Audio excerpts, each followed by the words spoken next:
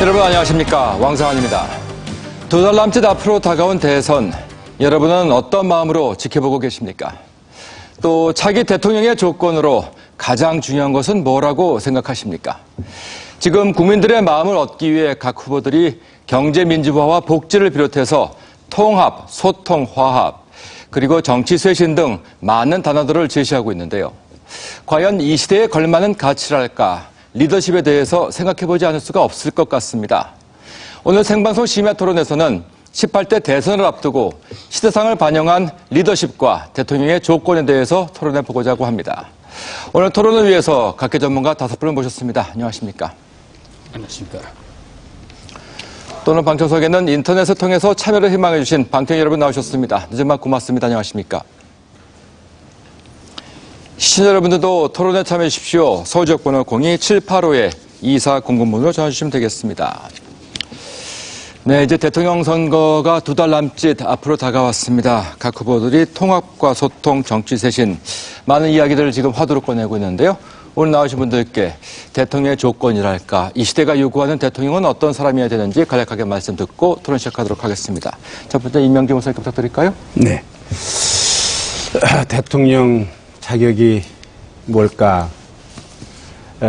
그동안 우리는 이 대통령 될 수 있는 사람이 누군가 하는 것에 대해서 많은 관심을 가졌는데, 저는 이번 대통령 선거는 누가 될까 하는 것보다는 대통령이 된 다음에 얼마나 대통령을 잘할 수 있을까 하는 사람을 자격으로 놓고 우리가 선거를 해야 된다, 그렇게 생각합니다. 그동안 이게 우리는 저 사람이 대통령이 되면 대통령을 정말 잘할 수 있을까, 그거에 대한 생각은 별로 안 하고 누가 대통령 되는 게 좋을까, 뭐 이런 정도만 생각을 하고 우리가 투표를 했기 때문에 그동안 많은 그런 실수가 있었던 것 같습니다.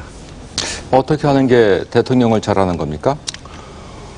과거 대통령 잘못하는 것처럼 안 하면 되는 거죠.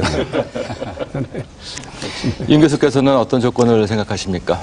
저는 차기 대선의 가치라고 할까요? 시대 정신을 크게 세 가지로 압축해서 말씀드릴 수 있다고 생각합니다. 첫째는 정치에 있어서의 공공성의 회복인데요. 이것은 물론 한국 정치의 오래된 패단이기도 하지만, 특히 이명박 정부 5년 동안에 정치가 이 대통령과 측근들과 특정 당파에 의해서 사사화되는, 즉 대통령과 이제 측근들이 정치를 사적인 이익을 극대화하기 위해서 이렇게 사용하는 그런 현상이 아주 우심해졌습니다. 그래서 정치적 공공성, 정치의 본령이라고 할 수 있는 공정과 정의, 공공성에 대한 국민적 갈망이 대단히 강하다고 보고요. 추후에 이야기 나오겠습니다만은 안철수 현상이라고 하는 것도 사실은 국민들이 바라는 정치적 공공성에 대한 요구가 안철수 열풍이라고 하는 방식으로 형상화되고 있다고 생각합니다. 두 번째는 이제 정치적 공공성이 이루어지면 아무래도 국민 통합의 어떤 공간이 크게 확장될 수 있겠죠. 세 번째는 공공성의 확대와 국민 통합의 여지가 확장이 되면 이제 그 경제적인 위기, 전 세계적인, 그다음에 이제 동북아 정세가 요동치고 있지 않습니까? 이런 외교 안보 위기에 대응할 수 있는 어떤 정치적 리더십과 시민들의 그런 팔로워십이 유기적으로 결합해서 온전한 민주적 공화정으로 우리가 한 단계 더 나아가는 그런 리더십을 요구한다고 생각합니다. 네, 이정희 교수님. 예, 이번 대선에서 아마 국민들이 원하는 바가 무엇인가, 앞으로 정부가 들어섰을 때 뭐 이런 것을 좀 구현해 줬으면 좋겠다는 것을 뭐 한마디로 얘기하면, 작년에 열풍이 있었습니다만 이제 정의란 무엇인가, 결국 정의의 구현이 상당히 중요한 부분이라고 생각합니다.